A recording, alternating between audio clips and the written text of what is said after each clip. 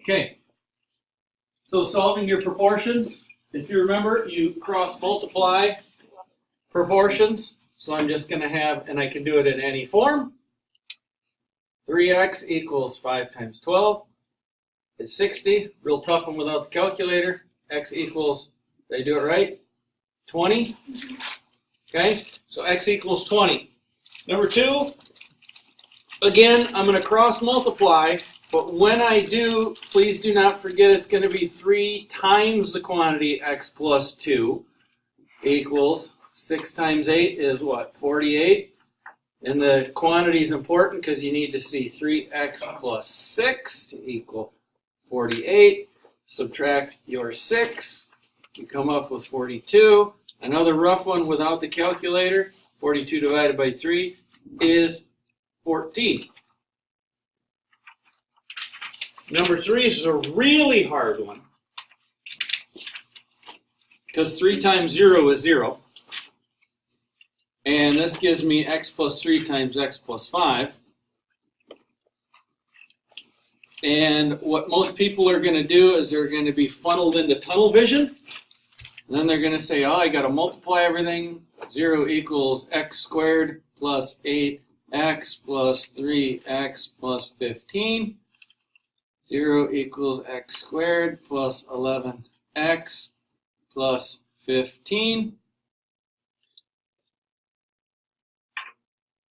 No, that's not an 8, that's a 5. Come on, back it up. Back up the train, moron. Okay, that means this one's wrong too. Here we go. That's a 5, right? Yeah. And then that's an 8. And then you stop and you're like, oh, how do I solve a quadratic equation? How do I solve that? Well, I got to factor it. Oh, so I should have seen that right away. I was factored up here. Equal to 0 is important to say x equals -3 and x equals -5. Now I'm assuming, that's a crappy 5, I'm assuming this is what everybody has for your answers, am I right? Yeah. Okay, but we need to look back here at the very beginning problem. And we need to say, oh, what can x never equal in here? X can never equal -5, can it? Because that gives us undefined. So that's what's called an extraneous solution. We need to throw that one out, right? So there's one answer, which is x equals -3. Sometimes there can be 2, 3. It just depends what there is. So from there, we just get into uglier proportions. Yes, sir. Could you do this one? Yep. For number 3, could you just divide 0 by x plus 5 so 0 anyways? Yes. Yep. Would you accept that? I certainly would. I just didn't do it for a particular reason. But yeah, no, that works awesome because you could simplify this and say x plus 3 over 3 equals 0, right? And then when you cross multiply, you get x plus 3 equals 0, so x equals -3. And the crafty little way you did that kind of took care of needing to care about that as much. Awesome catch. I skipped that for a reason, but that's okay. Nobody brought up the first one. I'm not going to read all the top of this. Basically, method 1 is cross products. That just means it's the same thing as the warm-up problems were. So we're going to multiply. We got to take x plus 5 times x minus 5. That will equal x plus 1 times x plus 2. I'm just going to cross multiply. It is important in the very beginning to say x can never be -2 or 5. It's important to cross-reference because if either of my answers are either one of those, I got to throw them out. From here I expand because nothing's set equal to 0 in this case, so I'll have x squared, I usually don't do this, but I will, minus 5x plus 5x minus 25 equals x squared plus 2x plus x plus 2. Simplify both sides of my equation. I get x squared minus 25 equals x squared plus 3x plus 2. Quite honestly, when I cross multiply this original one, I usually come straight to there and I bypass these middle two steps. I think everybody can do that. And then once you get down here, we're just going to get, see, it's quadratic, so we got to get everything set equal to 0. And as I set it equal to 0, I can see it goes from quadratic to linear, which means I'm switching gears. I no longer am going to set it equal to 0. Now I need to get x by itself. How did I get that 3? It's 3x. It's a plus 2. I'm all over here. That's okay. It's really not. 2, 2, 2. Thank you. 27 equals 3x. I should probably record the next class now. So x equals negative 9. And what I'm going to do is I'm going to cross-reference that negative 9 all the way back up here to the top. And because negative 9 is not one of those two undefined, I will keep negative 9 as my solution. Okay? It's just a really ugly proportion because there's x's all over the place, but there's really not much to them. Now, this next one, there's a huge hint on top. Okay? This hint is enormous. This hint, if you miss it, is going to make you do a lot of work you do not want to do. So just follow. Do not write down what I'm about to do. This is what you don't want to do. Okay? We can solve the problem this way, but what happens is too many people get into tunnel vision. And they say, oh, it's a proportion, so I'm going to take 2x plus 4. I'm going to write it over further so I can parallel it on the side. And they say I have 2x plus 4 times x minus 4 equals x plus 1 times x squared minus 2x minus 8. Well, now we need to multiply everything out. That's going to give us 2x squared minus 8x plus 4x minus 16 equals x to the third minus 2x squared minus 8x plus x squared minus 2x minus 8. Hopefully I'm not botching this again. And that's going to give me a 2x squared minus 4x minus 16 on the left. That gives me an x to the third minus x squared minus 10x minus 8. Well, now I got a big ugly polynomial, so I got to get it equal to 0. So I'm going to move my 2x squared over, and I have x cubed plus x squared minus 6x plus 8.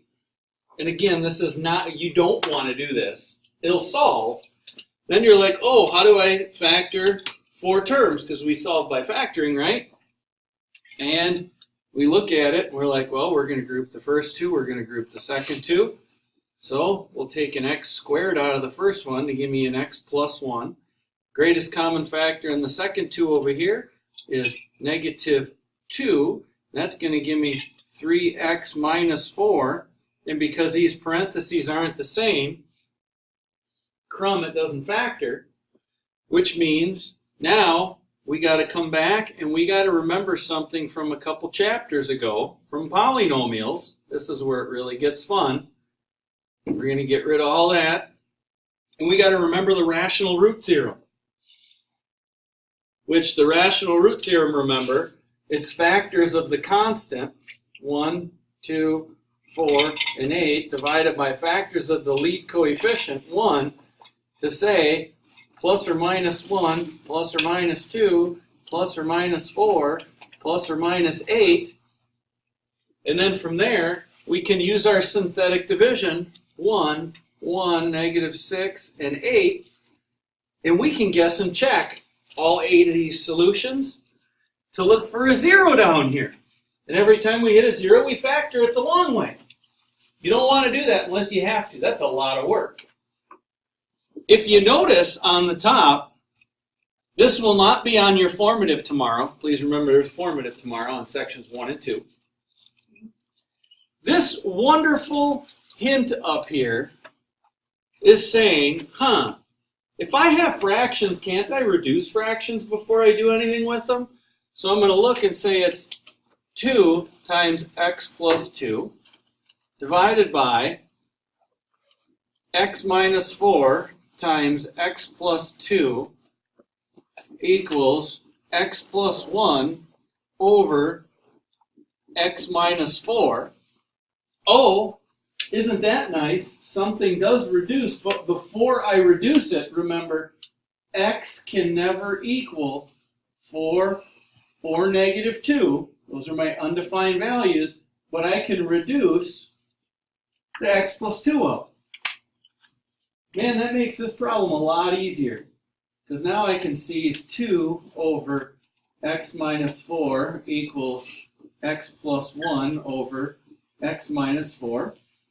I can cross multiply again. If I wanted to do it the hard way, I could. Well, if I cross multiply here, I'll have 2x minus 8 equals, this is how I would usually do it. I'd multiply these in my head. I'd call it x squared. Minus 4 plus 1 is minus 3x minus 4. I would say 0 here, x squared minus 5x. What's that going to give me? Plus 4. Yep, that factors. That's going to give me an x minus 4. That's going to give me an x minus 1, or an x equals 4, and an x equals 1. When I cross-reference this up here in the top, x can't be 4. I got to throw that one out, but x can be 1. And again, that's the long way to solve this one, right? I'm assuming, and it's a big assumption, it's really not, because I know some people, one person in particular, sees this already. And what they said is 2 over x minus 4 equals x plus 1 over x minus 4. That, hey, I already have the denominators the same here, so why can't I just set the numerators of 2 equal to x plus 1 to find out, oh, x equals 1. And it takes care of that extraneous solution for me at the same time, and I just get to the answer faster. So you can do option 1, very not recommended. You can do option 2, so recommended. But option 3, when you put all the identifications together that you need to put together, the problem is actually super easy. Everybody with me there? Okay? So then, I'm supposed to have you, we're not going to read this, we don't really care what they say. Then we're going to get to method 2 and method 3, clearing of fractions. Now, cross products will not work here because there's more than one fraction on either side. So before I did that, I would have to actually add the fractions on the left together and then cross multiply. You do not want to do this. This is a big fat waste of your time. Most students, I have found out the past few years, really identify with method 3 the best.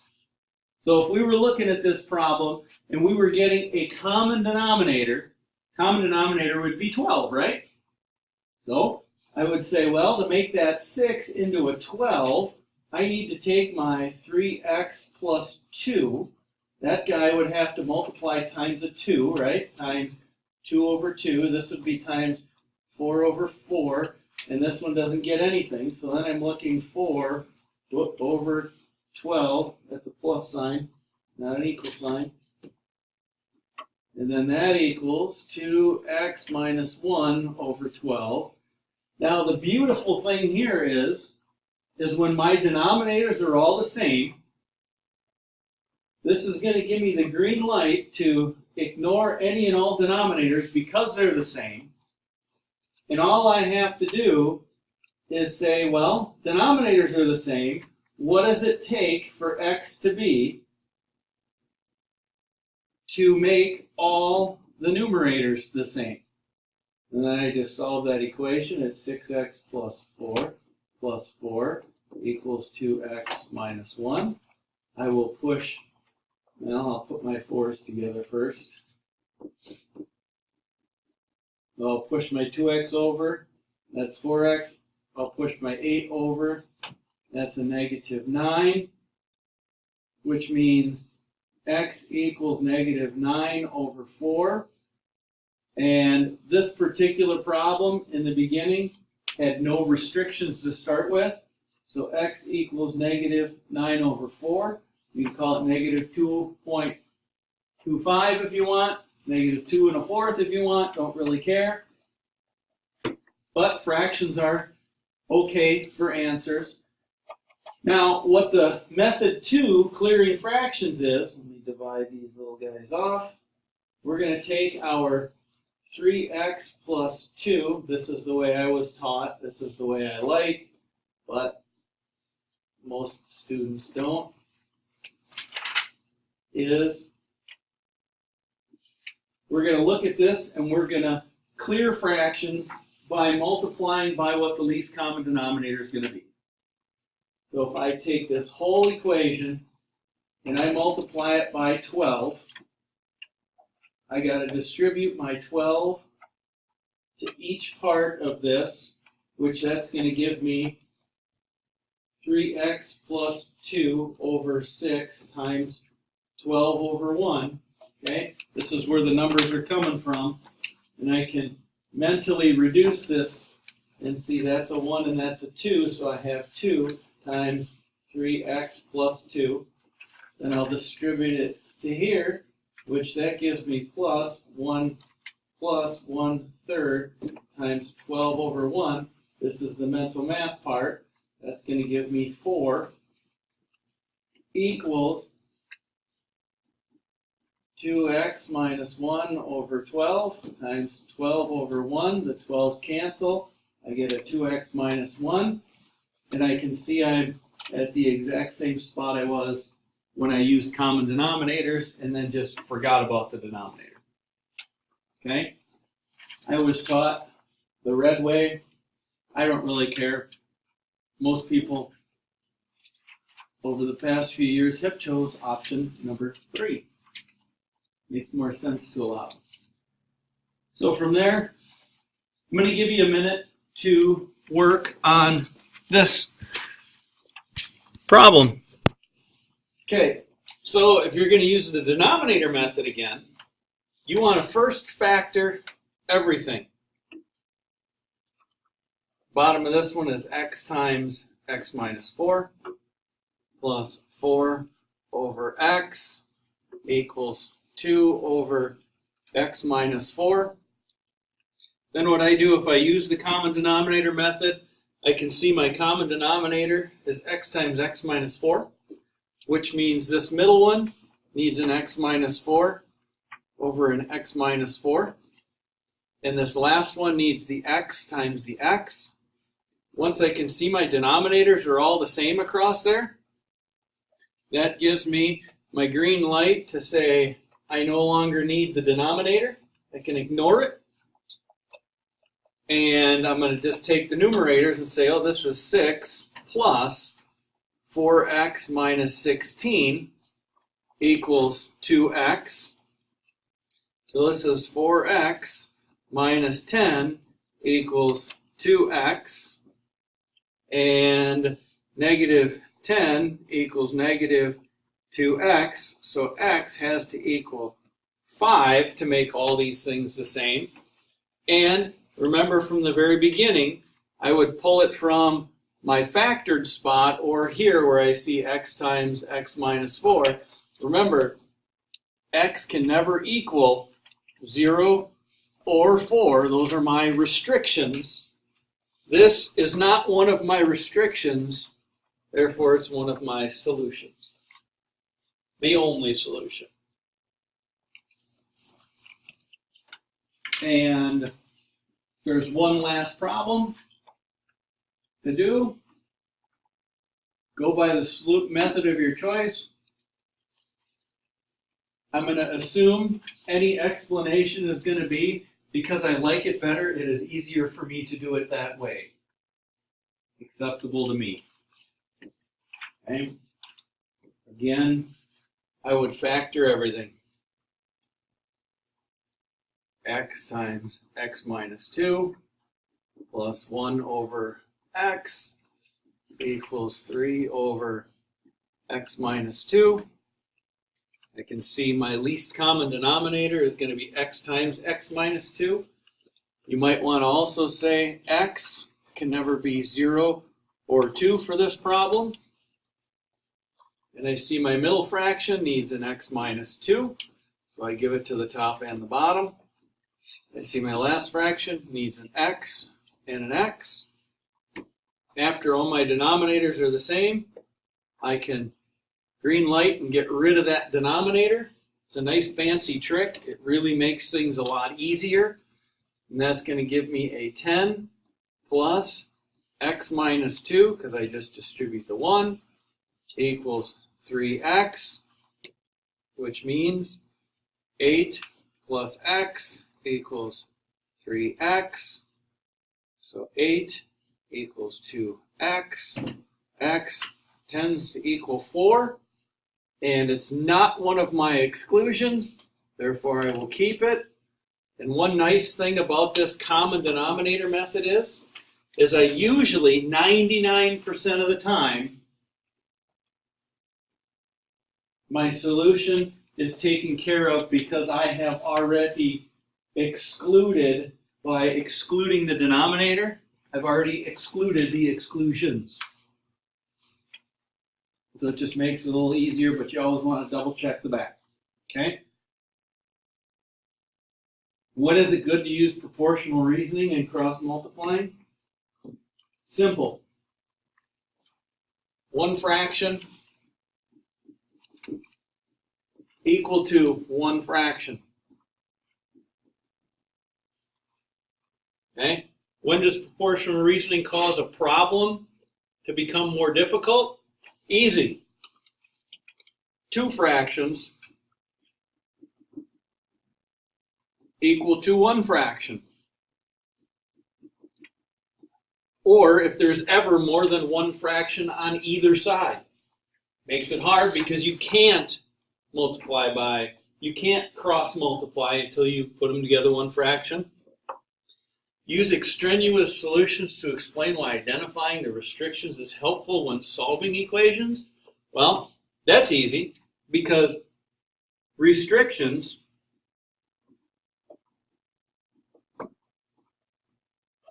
are extraneous, it's a big word, solutions. They are extraneous solutions when they happen. They don't always happen. When I use the common denominator method to solve, usually those are taken care of and they're thrown right out of the mix and I don't need to worry about them. The only thing I want to tap here yet is the very first problem on the homework, because of course we have to be jerks right away. We didn't have one of these examples in the notebook. So if you take number 1 and you're taking x plus 5 and you're dividing it by x minus 4, that's equal to x plus 4 over x minus 5. I got one fraction equal to one fraction, so I'll cross multiply. Well, that's going to give me x minus 4 times x plus 5 equal to x plus 5 times x minus 5. I'm going to expand them out. This side gives me x squared minus 25 equals x squared. There, I did it again. Dang it, that's a 4. Bonehead. You can laugh at me, that's okay. I don't care. Doesn't hurt my feelings. 16. There we go. X squared minus 25. Now I got it right. I'm going to subtract my x squareds to get them on the same side. and I see, whoa, what in the heck is this garbage? Negative 16 equals negative 25. What is that? That's mathematical crap. That means they're not equal. There is no solution to that problem. And if that ever happens, and it does, we do have problems that are non-solvable. And I never unpaused it. I must have